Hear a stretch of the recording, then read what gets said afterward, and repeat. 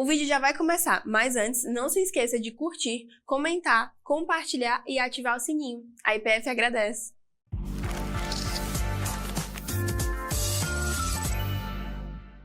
Mateus 25, 14 a 30. Pois será como um homem que, ausentando-se do país, chamou seus servos e lhes confiou seus bens. A um deu 5 talentos, a outro 2 e a outro 1, a cada um segundo a sua própria capacidade, e então partiu. O que recebera 5 talentos saiu imediatamente a negociar com eles e ganhou outros 5. Do mesmo modo, o que recebera 2 ganhou outros 2. Mas o que recebera 1, saindo, abriu uma cova e escondeu o dinheiro do seu senhor. Depois de muito tempo, voltou o senhor daqueles servos e ajustou contas com eles. Então, aproximando-se, o que recebera 5 talentos, entregou outros 5, dizendo: Senhor, confiaste-me 5 talentos, eis aqui outros 5 talentos que eu ganhei. Disse-lhe o Senhor: Muito bem, servo bom e fiel, foste fiel no pouco, sobre o muito te colocarei, entra no gozo do teu Senhor. E aproximando-se também o que recebera 2 talentos, disse: Senhor, 2 talentos me confiaste, aqui tem outros 2 que ganhei. Disse-lhe o Senhor: Muito bem, servo bom e fiel, foste fiel no pouco, sobre o muito te colocarei, entra no gozo do teu Senhor.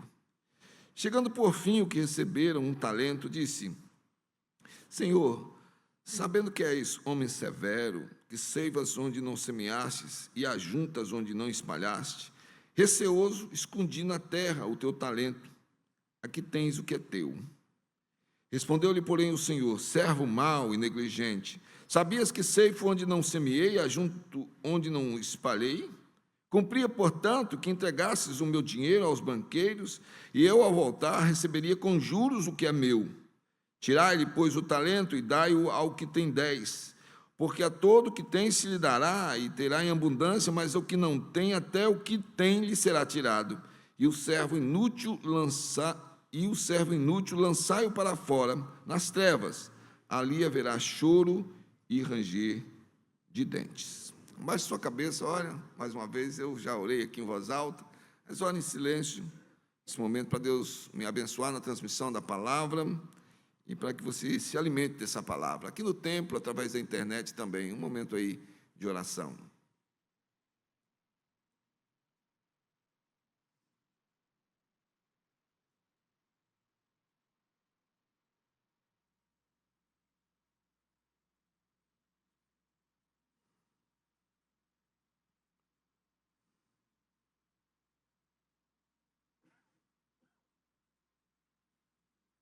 Amém, Senhor, amém. Hoje de manhã, depois do culto da escola dominical, nós estávamos conversando, um grupo, e fazendo algumas comparações. E realmente, a Bíblia diz, não podemos olhar para trás e dizer, bons eram aqueles tempos, que não é sábio dizer assim, mas no sentido de alguém que para e fica só olhando para o passado e não vive o presente. Na verdade, nós lembramos de algumas coisas, e realmente a igreja mudou. A igreja passou por uma mudança aos poucos, porque o domingo para a igreja era o dia do Senhor, no sentido de servir ao Senhor. Os mais velhos vão fazendo assim com a cabeça, era mesmo.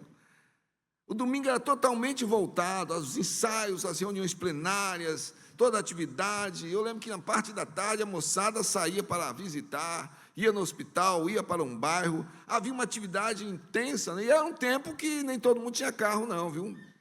Bicicleta, a pé. Era um tempo que não tinha muito asfalto, em alguns lugares era terra, não é isso? Não? Estão se lembrando com saudade? Não tinha muita coisa que nós temos hoje. Temos muita coisa informatizada hoje. Uma criança aí de 4, 5 anos já fica mexendo no celular, já tem acesso a isso. E nós temos Bíblia das mais diversas, né? Eu já expliquei para aquela irmãzinha que mandou um recado para cá, dizendo, eu não vejo o pastor Eliseu usando Bíblia, só o celular. Eu tenho mais de 60 Bíblias nesse celular aqui, posso acessar. Então, é a Bíblia, não é? Mas nós temos essa dificuldade hoje de entender, porque realmente o dia do Senhor é o dia do descanso, do nosso trabalho normal, das nossas atividades, mas ele deve ser voltado para o Senhor. Alguns suspiram pela confissão de fé de Westminster, porque realmente é bem bem radical nesse sentido, um domingo totalmente voltado para o Senhor. Nós estamos aqui diante de um texto que tem que nos fazer pensar e refletir. Eu não estou dizendo na atividade de ir para a igreja, eu estou dizendo de oferecer aquilo que nós temos e somos para o Senhor, porque não é só o domingo, tem toda a semana para nós testemunharmos, não é verdade? Mas chega um dia em que nós separamos para isso, e neste dia que nós nos devotamos mais a explorar aquilo que Deus nos deu para fazer. Não agora, mas daqui a pouco, quando você for participar da cantina, depois do culto, tem cantina hoje, não tem? É a nossa cantina aqui do lado, além da confraternização, além da merenda boa que tem ali, além de incentivar os ministérios, você tem um tempo de conversar. Então, pergunte para o pessoal que te conhece, anda mais com você, escuta, você olha para mim, você vê que ministérios em mim. Talvez chegando em casa, conversando com a família, dizendo, escuta, qual é o ministério? Olhando para mim assim, que ministério você enxerga? Ou quem sabe, num momento de introspecção, você mesmo procurando discernir e dizendo, escuta, quais são os talentos que eu tenho mesmo? Aqui nesse momento eu estou falando de talentos como capacidade, né? Um meio sinônimo de dons, porque existe uma diferença que os estudiosos dizem, né? O dom é voltado especificamente para o serviço espiritual. O talento, por exemplo, pode ser o talento da música, que alguém pode usar na igreja, mas pode usar lá fora também. Eu quero aqui, na verdade, pensar nesse momento na capacidade que Deus nos deu, aquilo que Ele plantou em nós. A gente pensar, escuta, o que é que eu tenho feito com aquilo que Deus me deu para fazer? O talento aqui na Bíblia é uma unidade de peso, um talento. Então, entre os estudiosos aí, colocam entre 30 e 60 quilos de alguma coisa, ou prata, ou ouro, mas aqui, pelo que nós vemos no texto, está falando de talento, uma quantidade de dinheiro. Então, é interessante que Mateus era um coletor de impostos, né? Ele foi alcançado pelo Senhor Jesus, temos lá o registro em Mateus, no capítulo 9, versículo 9, depois no capítulo 10, versículo 3.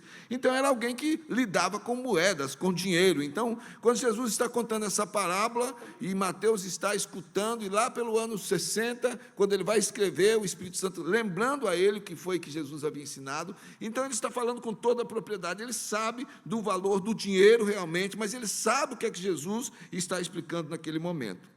Então, Mateus deixou o que prendia ele na vida, que era o seu trabalho na coletoria, um judeu trabalhando para romanos, toda aquela confusão que você já sabe, que cercava a vida do discípulo, ele deixa tudo e segue a Jesus e vê a sua vida ser totalmente transformada. Então, o Espírito Santo pega o amor que ele tem em Deus e aí, então, volta esse amor para o seu povo, é o povo judeu.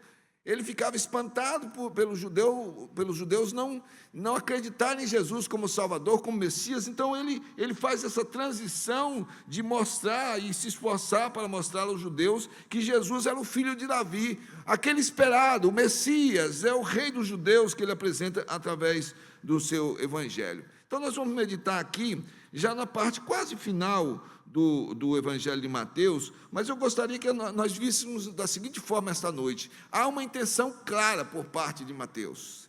Quando ele chega ao final, registrando esses episódios na vida de Jesus, ele está apresentando este rei que veio ao mundo, que veio para salvar o mundo, que completou a sua missão terrena para aquele momento, nos 3 anos, segundo alguns 3 anos e meio, e depois voltou para o Pai. Enquanto isso, ele trabalhou os discípulos para formar a igreja, mas ele vai voltar. Ele vai voltar. É a linguagem do texto, não somente nessa parábola, mas outra parábola, Jesus sempre coloca a figura de um Senhor que está indo, que deixou ali separado o trabalho para ser feito, contratou algumas pessoas, mas ele vai voltar, e de repente, na parábola, ele volta, e é uma surpresa muito grande. Jesus mesmo é aquele filho daquela parábola dos servos maus, que volta para representar o Pai e é morto pelos servos maus. Então, podemos caminhar pelo livro de Mateus. Eu peço essa licença para você ou anotar ou folhear aí, para a gente chegar onde vamos chegar no capítulo 25, aí no texto que nós estamos meditando. Porque logo no capítulo 1, Mateus registra a chegada de Jesus vindo pelo meio de uma genealogia. A promessa de Deus é que o trono de Davi não ficaria vazio. E não é uma sequência de reis substituindo reis. Nós vimos isso na história do Velho Testamento. Como é que foi triste a divisão do reino de Israel. Mas a promessa de Deus, através de uma tribo de Judá, E então ele apresenta já no capítulo 1 essa genealogia real de Cristo Jesus.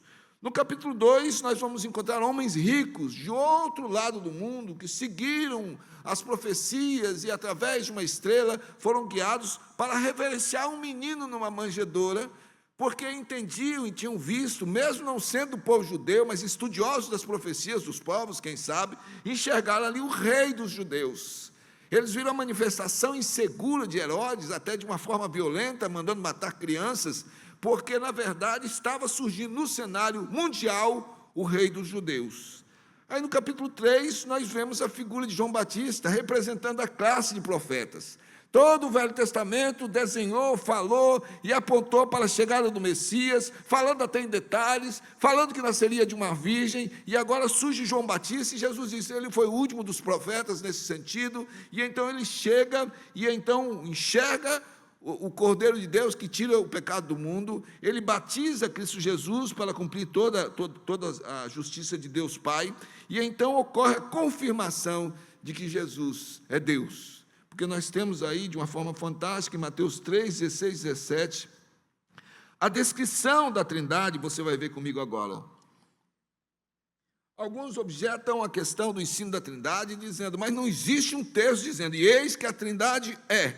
Mas desde o início da Bíblia diz, façamos o homem, então Deus se manifesta ao ser humano, como o Pai, o Filho e o Espírito Santo. E nós temos nesse texto aqui, batizado Jesus, saiu logo da água, e eis que se lhe abriram os céus, e viu o Espírito de Deus descendo como pomba, vindo sobre ele. E eis uma voz do céu que dizia, este é o meu Filho amado, em quem me comprazo.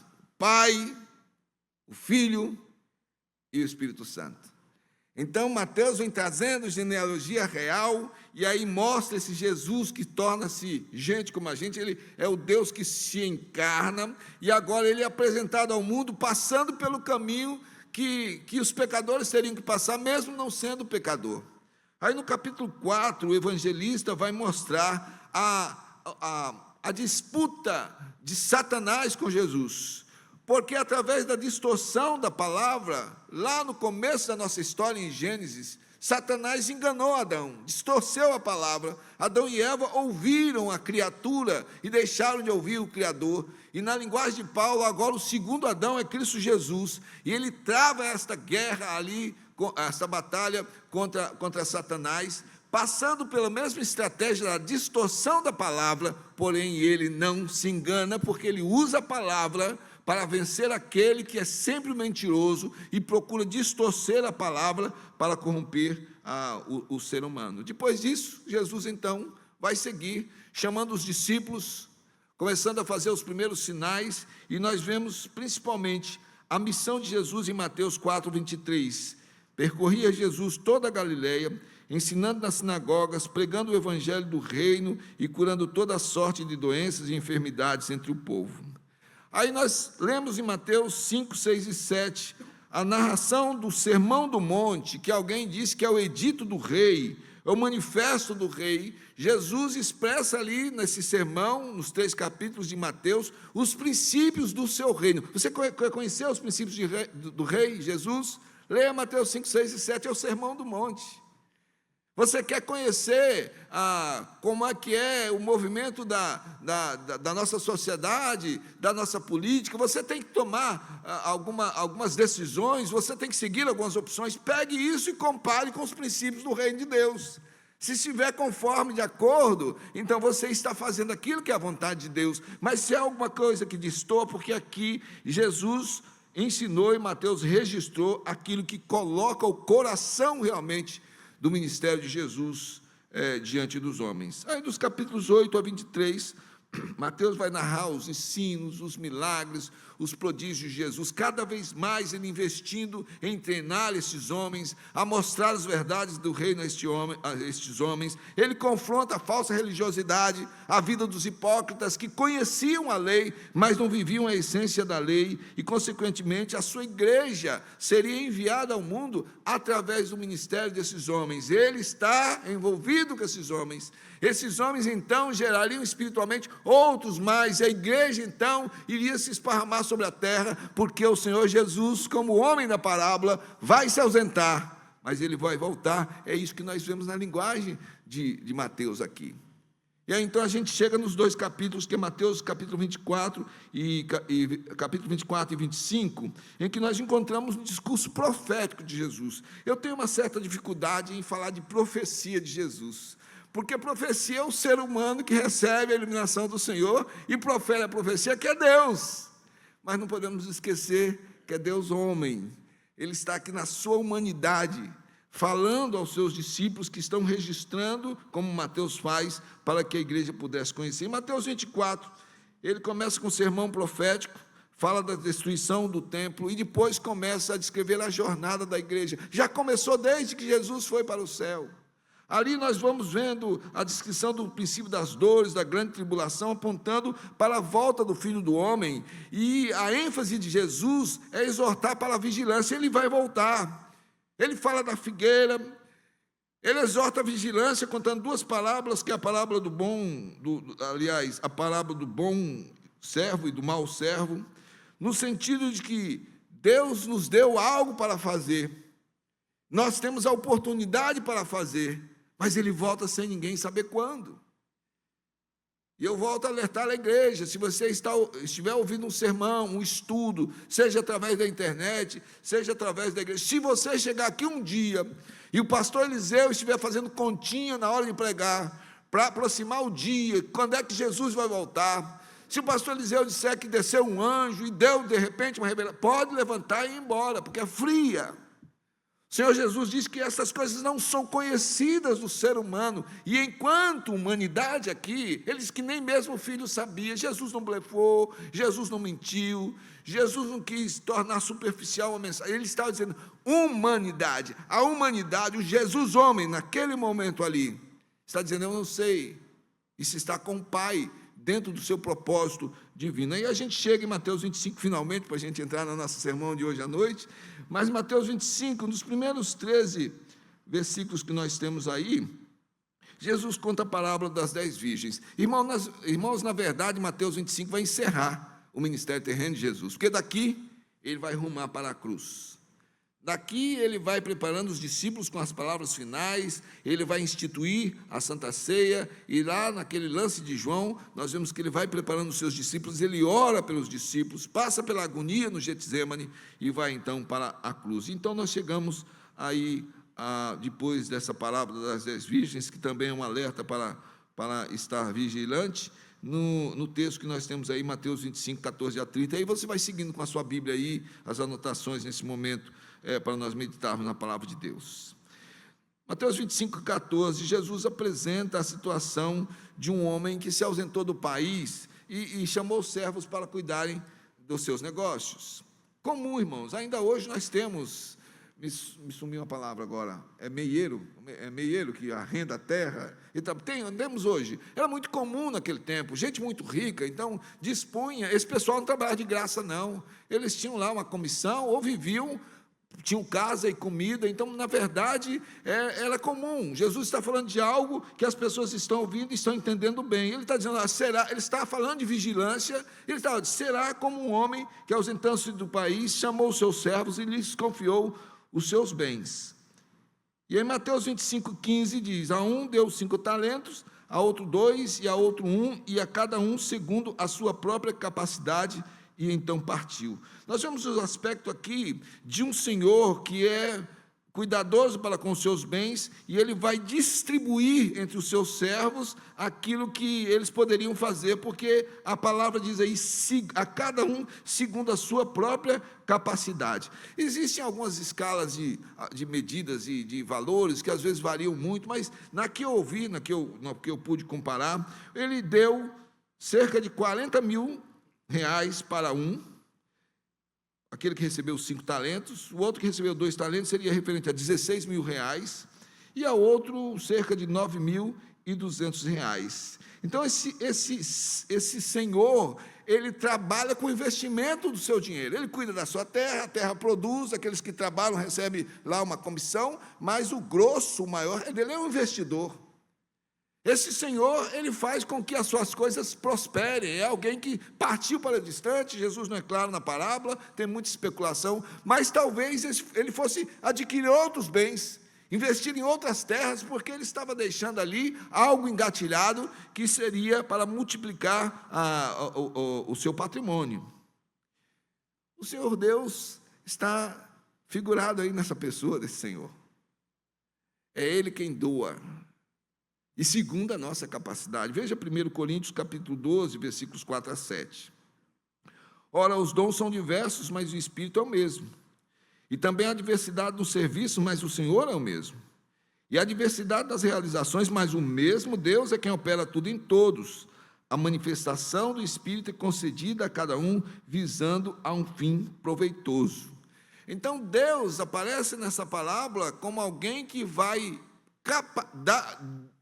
doar os talentos, distribuir segundo a capacidade. Esse Senhor olhou e conhecendo bem o perfil de cada um desses homens, então ele distribui a cada um de acordo com aquilo que eles poderiam fazer, e isso nos mostra então a face de justiça de Deus, de sabedoria de Deus. Ele não vai dar nada além daquilo que você possa fazer, do que eu possa fazer.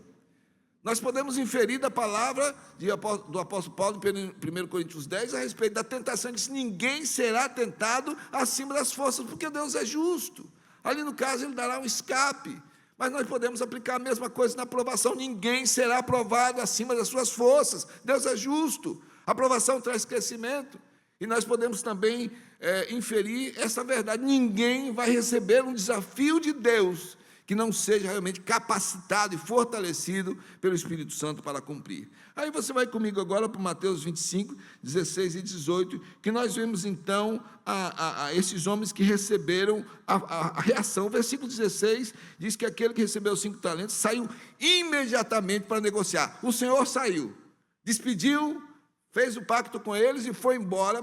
Esse homem não esperou um pouquinho, ele imediatamente saiu, porque ele sabe do valor. Tempo é dinheiro, vamos dizer assim. Ele recebeu essa tarefa, o dinheiro não é dele, ele é um mordomo, ele precisa aplicar, e aí diz que ele saiu imediatamente. E do mesmo modo, o que recebera 2 talentos. Agora, o que recebeu 1, saiu, abriu uma cova, e escondeu o dinheiro do seu senhor. Há um ensino aqui muito interessante que o Senhor Jesus vai aplicar no restante aí do Evangelho. Deus nos conhece muito bem. E Ele distribui as tarefas para que nós cumpramos como igreja a missão que Ele nos deu. Mas há alguns que ficam tímidos, há alguns que têm medo, muitas vezes, de arriscar. Não confiam na capacidade de visão do Senhor. Este homem, ao dar 1 talento a este servo, ele sabia que ele poderia, trabalhando, multiplicar, fazer alguma coisa com aquele dinheiro, mas esse moço não confiou nisso, e com medo de arriscar, com medo de dar um passo que pudesse realmente mudar a sua vida, ele vai e enterra aquilo que recebera do seu senhor. Nós estamos falando de dinheiro aqui, eram moedas. E era comum também esse tipo de coisa. Os escavadores aí, o pessoal da arqueologia, de vez em quando encontra tesouros. Jesus fala do homem que encontrou no terreno, vende tudo que tem, porque encontrou um tesouro. Então, às vezes, as pessoas, fugindo da guerra, enterravam coisas ali. Era comum, era o banco. Era o banco da época, mais prático. Este homem faz dessa forma. Irmãos, em João capítulo 15, versículos 2 e versículo 5, o Senhor Jesus nos ensina da seguinte forma: todo ramo que estando em mim não der fruto, Ele o corta, e todo que dá fruto limpa, para que produza mais fruto ainda. Eu sou a videira, vós os ramos. Quem permanece em mim e eu nele, esse dá muito fruto, porque sem mim nada podeis fazer. Nessa aplicação espiritual, Aquele que está intimamente, tem uma vida de intimidade para com o Senhor, vai trabalhar porque está recebendo do Senhor, e a linguagem do Senhor Jesus é aquele que está ligado em mim, porque não há nele, no Senhor Jesus, uma visão de limitação. Ele é o Deus Todo-Poderoso, que diz que obras maiores do que Ele fez, nós seríamos capazes de fazer. Então, não depende de nós, tão pura e simplesmente da nossa capacidade e inteligência, mas do segredo de estar realmente em conexão com esse Senhor poderoso que doa, segundo a capacidade, e que sustenta através do seu poder. Mas vamos andar aí, agora veja comigo Mateus 25, versículos 19 a 23, porque diz que aquele Senhor, então, voltou para acertar contas com os seus servos. E então, aplicando aí a tabela que nós temos, aquele que tinha recebido 5 talentos, que 40 mil reais, chega para o Senhor e dá um relatório simples: Senhor, o Senhor me deu 40 mil reais, fui aí, apliquei, está aqui 80 mil reais. Ganho de 100%, né, presbítero? Uma aplicação dessa, onde é que ele foi? Hein, Tiago, meu genro, que banco foi esse, hein? O outro que recebeu 16 mil reais aproximadamente, chega e diz: Senhor, o Senhor me deu 16 mil reais, apliquei, estão aqui 32 mil reais. E o Senhor Jesus, na sua palavra, expressa a alegria do Senhor. Ele disse: olha, muito bom, servo bom e fiel. Você foi fiel naquilo que eu dei, que eu considero, diante de toda a minha riqueza, o pouco, mas eu vou colocar você sobre muito, uma quantidade maior. Você vai continuar trabalhando para mim, e eu vou colocar sobre a sua administração, a sua mordomia, um valor muito maior. Aí nós chegamos em Mateus 25, 24 a 25. E é interessante, irmãos, eu quero já chamar a atenção aqui. Se você olhar para os dois que receberam, trabalharam e multiplicaram, você vai ver um versículo explicando tudo isso. É o relatório bem objetivo. O Senhor me deu isso aqui, eu multipliquei e está aqui. Agora veja aí, Mateus 25, 24 a 25. Aquele que não fez nada, prestando relatório, gastando 2 versículos para falar que não fez nada. Chegando por fim, o que receberam um talento, disse: Senhor, sabendo que és homem severo, que ceifas onde não semeastes e ajuntas onde não espalhaste, receoso escondi na terra o teu talento, aqui tens o que é teu. Ele tinha recebido cerca de 9.200 reais. Ele guardou esse dinheiro, correndo o risco de que alguém pudesse ter encontrado esse dinheiro e roubado esse dinheiro. E ele leva 2 versículos, ainda põe culpa no dono, para devolver aí os 9.200 reais, e você vai ver a reação do dono que o Senhor Jesus conta, dos versículos 26 a 30, porque é violenta a reação dele. Aqui nós não podemos interpretar, irmãos, como um Deus que faz troca. O que o Senhor Jesus está fazendo, está nos levando a focar, é na fidelidade daquele que recebe de Deus e, de uma forma fiel, investe naquilo que Deus deu, de acordo com a sua capacidade, para honrar e prestar com alegria um relatório que realmente diga: Senhor, eu honrei o Senhor através do meu ministério. Porque quando nós estamos parados, quando nós não estamos, na verdade, produzindo, a tendência é nós construirmos um relatório todo floreado, e a gente diz que não teve, então, oportunidade, e a gente diz que quando estava fazendo, ou a pessoa olhou de lado, não gostou muito, a gente diz que até a gente começou a fazer, mas não foi reconhecido, a gente diz que o que estava fazendo de todo o coração recebeu uma crítica, e então a gente para aquilo que a gente está fazendo. É isso que Jesus está dizendo aqui. Não existe aqui a interpretação no sentido de que Deus vai premiar por causa daquilo que o homem fez. É por causa da bondade do Senhor. É Ele quem dá, é Ele quem doa, e Ele sente prazer em alegria diante daquele que o serve realmente de todo o coração. O Senhor, da palavra, aqui nas palavras de Jesus, Ele se revolta e se coloca contra esse homem, porque Ele enxerga ali uma timidez, uma covardia tamanha que embotou a sua inteligência. Porque o Senhor vai dizer: mas se você sabia que eu era assim, aí que você tinha que se coçar, Aí que você tinha que realmente trabalhar, dizendo, se você não vai trabalhar impulsionado, motivado pela confiança do Senhor, que sabe que você tem essa capacidade, então você o faria por medo, na parábola. Eu vou fazer, esse Senhor é severo, Ele é muito duro. Se eu esconder isso aqui, se eu guardar, é capaz desse homem ter uma reação muito violenta contra mim, então eu vou produzir. Então veja que no momento em que a pessoa, ela se desarma da capacidade que o próprio Deus deu, ela se torna uma pessoa limitada na sua visão. Muitas vezes, irmãos, uma falha, um pecado mesmo, alguma coisa que acontece na vida espiritual, recolhe da pessoa toda a sua motivação para trabalhar. Olhamos para Davi, o homem segundo o coração de Deus, mas que pecou. Davi afrontou a Deus no sentido de comportamento e moral, mas o que acontecia com este homem? Arrependido, confessava os seus pecados e pedia perdão a Deus e continuou servindo a Deus para cumprir o seu propósito. O apóstolo Paulo escreveu na segunda carta a Timóteo, capítulo 1, versículo 7, o seguinte: porque Deus não nos tem dado espírito de covardia, mas de poder, de amor e de moderação. O que é que nós temos feito com os nossos talentos? E agora aqui eu volto para a capacidade. O ensino de Jesus nunca está ligado a valores, nunca está ligado, é a intensidade. Jesus, quando fala de valores, ele está falando da intensidade. Ele veio à terra, e então deixou uma tarefa para ser feita.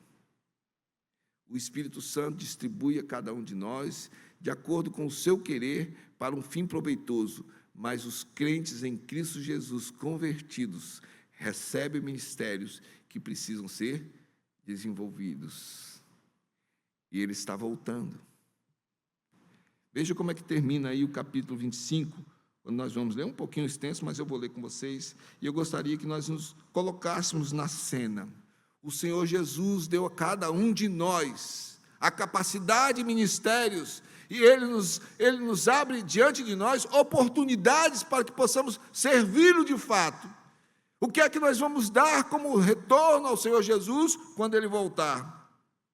Esse texto fala do grande julgamento, quando vier o Filho do Homem na sua majestade, e todos os anjos com ele, então se assentará no trono da sua glória, e todas as nações serão reunidas em sua presença, e ele separará uns dos outros, como o pastor separa dos cabritos as ovelhas, e porá as ovelhas à sua direita, mas os cabritos à esquerda. Então dirá o rei aos que estiverem à sua direita: vinde, benditos do meu Pai, entrai na posse do reino que vos está preparado desde a fundação do mundo, porque tive fome e me deste de comer, tive sede e me deste de beber, era forasteiro e me hospedastes, estava nu e me vestistes, enfermo e me visitaste, preso e fosse ver-me. Então perguntarão os justos: Senhor, quando foi que te vimos com fome e te demos de comer, ou com sede e te demos de beber? E quando te vimos forasteiros e te hospedamos, ou nu e te vestimos? E quando te vimos enfermo ou preso e te fomos visitar? O rei respondendo lhes dirá: em verdade vos afirmo, que sempre que o fizestes a um destes meus pequeninos irmãos, a mim o fizestes.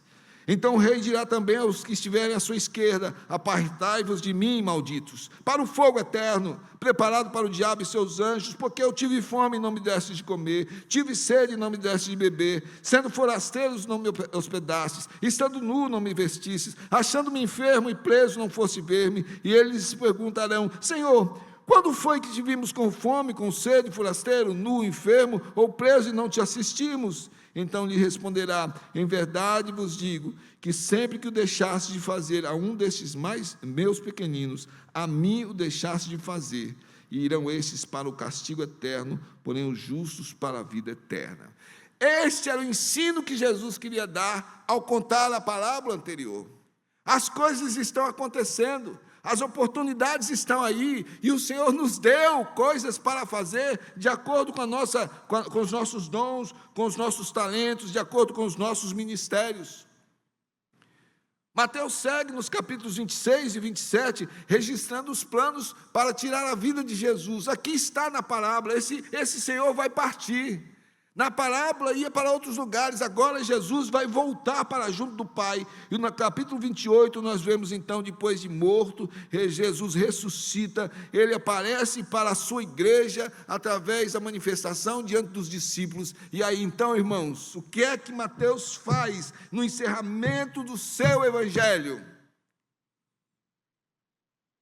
Ele mostra esse Senhor dando a nós 5 talentos, 2 talentos, 1 talento. Porque é interessante para nós que ele termina o evangelho, aí no capítulo 28 de Mateus, versículos 19 e 20, com as palavras de Jesus: ide, portanto, fazei discípulos de todas as nações, batizando-os em nome do Pai e do Filho e do Espírito Santo, ensinando-os a guardar todas as coisas que vos tenho ordenado, e eis que estou convosco todos os dias até a consumação do século.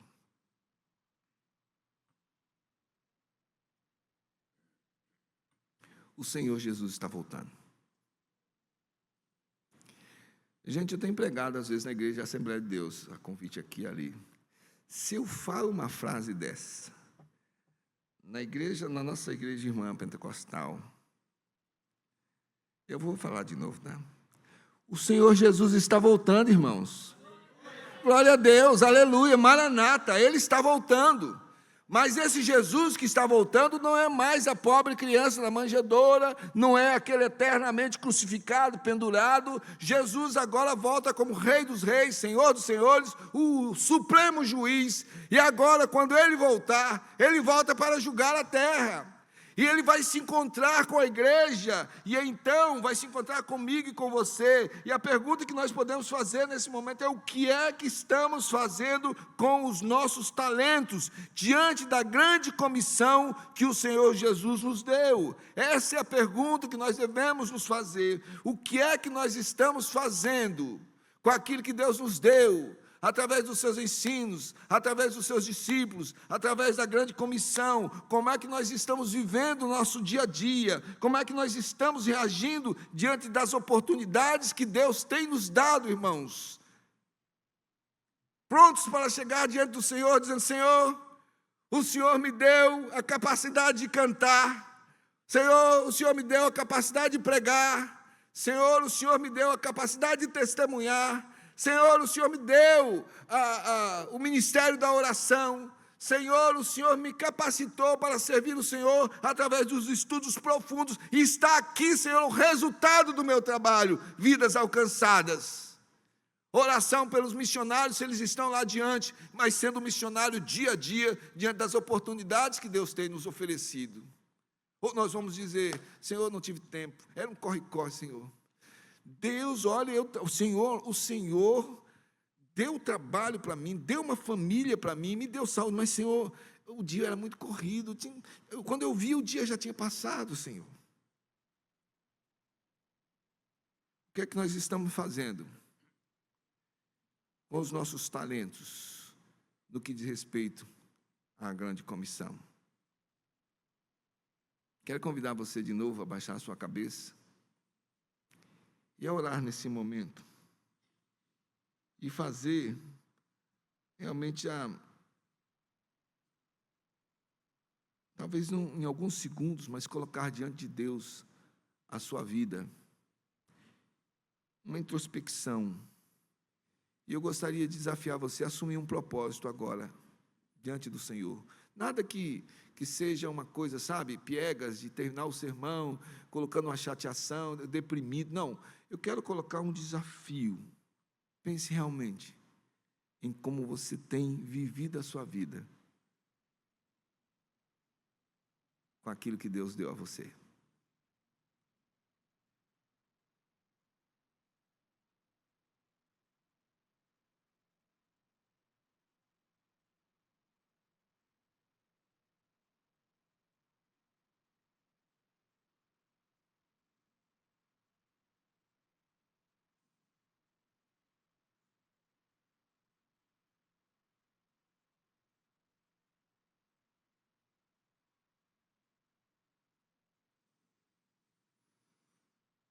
Deus amado, é a Tua palavra, Senhor, nós somos ovelhas que precisam desta alimentação, às vezes pesada. Mas, Deus, nós queremos colocar as nossas vidas diante do Senhor, consagrando o que nós temos e o que nós somos inteiramente a Ti. Mas, ó Espírito Santo, fala conosco. Nos mostra, Senhor, como aproveitar cada uma das oportunidades que o Senhor nos dá, para que não venhamos a enterrar, Senhor, de uma forma vergonhada ou tímida, às vezes por constrangimento, às vezes preocupados com o politicamente correto, às vezes com medo de leis que têm sido produzidas hoje, Senhor, no sentido de proibir a palavra ser pregada. Ó Deus amado, enche-nos da coragem e ousadia para fazermos aquilo que é a Tua vontade. Ó Deus, mostra-nos como fazer assim lá no lugar onde nós trabalhamos. Mostra para os jovens, Deus, como viver isto no meio acadêmico, como ali, Senhor, podem exercitar os seus talentos, usar aquilo que o Senhor deu. Pai amado, nós queremos nos encontrar com o Senhor, não no sentido de cobiçarmos recompensas, mas com a certeza de que o Senhor vai nos encontrar com uma grande alegria no coração, por ver que nós cumprimos o propósito do Senhor. Então, Deus, afasta a timidez, afasta a vergonha em nome de Jesus. Ó Deus, afasta o pensamento de que nós não podemos, de que nós não temos preparo. O Teu Espírito Santo vai colocar nas nossas bocas, Senhor, aquilo que pode ser falado quando a palavra já está no nosso coração. Queremos pedir isso em nome de Jesus. Amém, Jesus. Amém.